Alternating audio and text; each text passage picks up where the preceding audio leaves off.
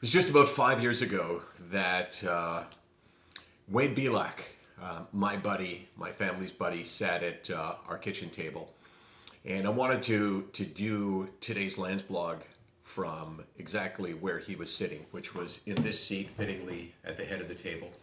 And I remember that day because it was the last time that I saw Wade, but also because there was so much about Wade on that day that stuck out to me. And the reason why I'm mentioning that today, I could mention it every day, but the reason why is that yesterday was Wade's birthday. He would have been 40 years of age, and I can pretty well guarantee you that somehow we would have found a way to have a gathering over here at our house to celebrate his birthday. But that's not going to happen. I remember him sitting here eating pancakes, and I remember joking him about how he had the ability to eat more pancakes than anyone I'd ever seen. And he gave me what he used to call the Thai Domi look, something like that. And we talked at this table about his experience with depression and his experience with medication. And we talked openly, and it wasn't just me and him sitting here, but my two kids, Corey and Casey, and Karen, they were all here as well.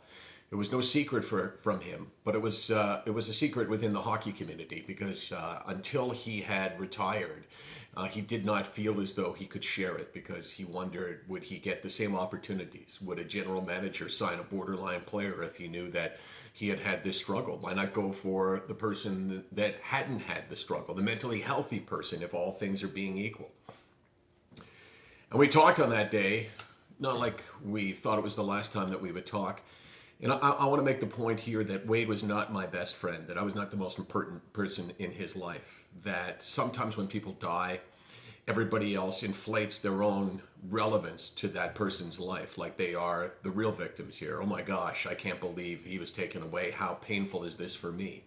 Wade wasn't my best friend, but he was a good friend. And he was a good friend as much with my family as he was with me, as we were with his family. And I can guarantee you that if we were celebrating Wade's 40th birthday, he would be here with his two kids and with Jen, and I'd probably be on the porch barbecuing there, and Jen would be outside with me, making sure that I cooked the chicken through and through, because Jen Belak was one of the few people that I ever met who had the same phobia that I have and that my son Corey has, and actually that Andy has. Andy, part of the SickNotWeak family, and that is this fear of throwing up. She had this, and she would be out, yeah, are you sure the chicken's ready? Oh my gosh, do I see a little pink in the chicken? And we would have had a good time. And we're deprived of that because of mental health and mental health issues.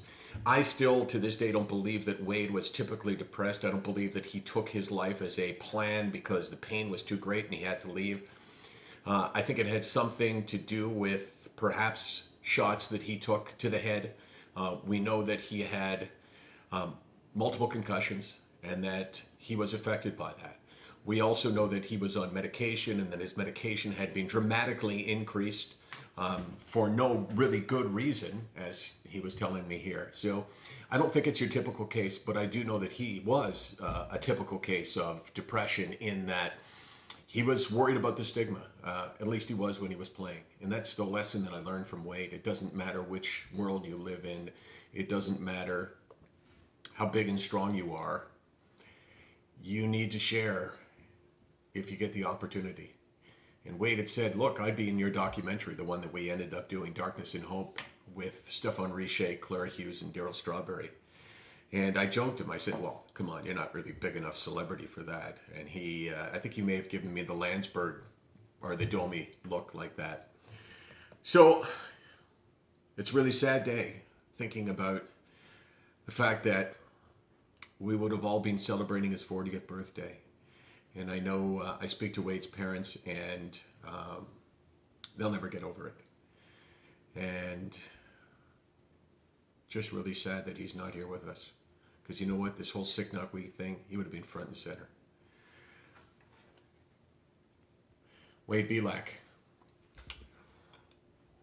my friend, Casey's friend, Corey's friend, Karen's friend.